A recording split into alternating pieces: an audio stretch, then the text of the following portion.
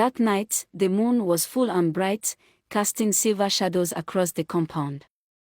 After supper, hot yam porridge and fresh vegetables, Obinna, his bride, and Mama Ijeoma sat outside on their wooden bench to enjoy the cool evening breeze. The air was calm, the crickets sang, and the stars twinkled above like silent watchers.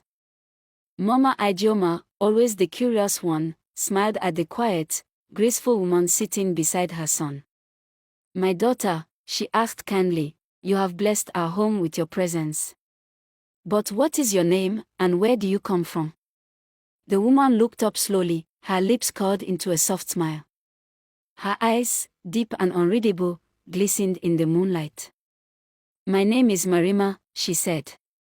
"I come from a faraway land. A place between rivers and mountains.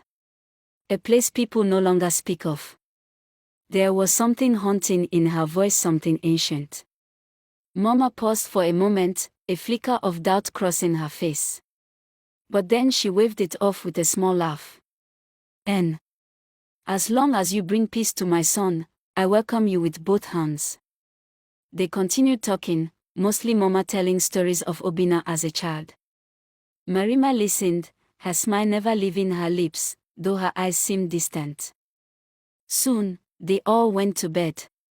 Obinna slept deeply, comforted by his long day and new wife. But Marima stayed awake, her eyes open, glowing faintly in the dark. At dawn, as the cock crowed, Obinna rose to prepare for the farm. As usual, he tied his wrapper, fetched his cutlass, and packed some leftover food for lunch.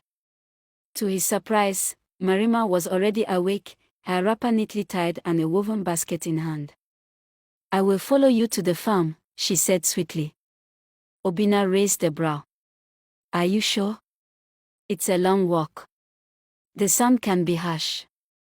Before he could say more, Mama Ijeoma came out, adjusting her headscarf. "Marima, my daughter, you just got married. Rest today. Let Obinna go alone." But Marima shook her head. "I insist. I want to see where my husband works. I want to help." There was something firm in her voice, and Mama Ijeoma, though uneasy, said nothing more. So the three of them, Obinna, Marima, and Mama Ijeoma, set off toward the farm. Birds chirped along the forest path, the air smelled of morning dew, and the ground was still soft beneath their feet. But deep inside her, Marima was boiling.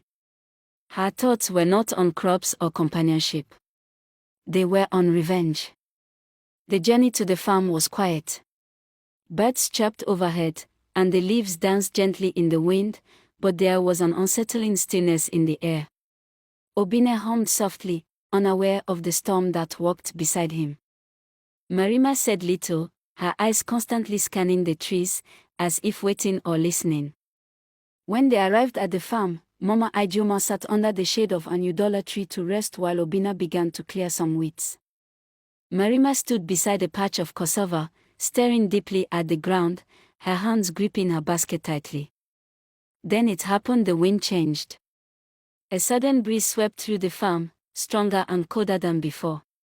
The trees rustled violently, and a strange sound followed, a low humming, almost like a chant. Obinna paused, raising his head. "Did you hear that?" Marima smiled.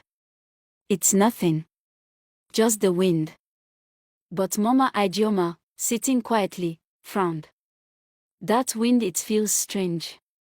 Like it's calling someone." Obinna and Marima walked side by side. At one point, he cut open a ripe pawpaw to eat, and to his horror, the inside was black, completely rotten and filled with crawling white worms.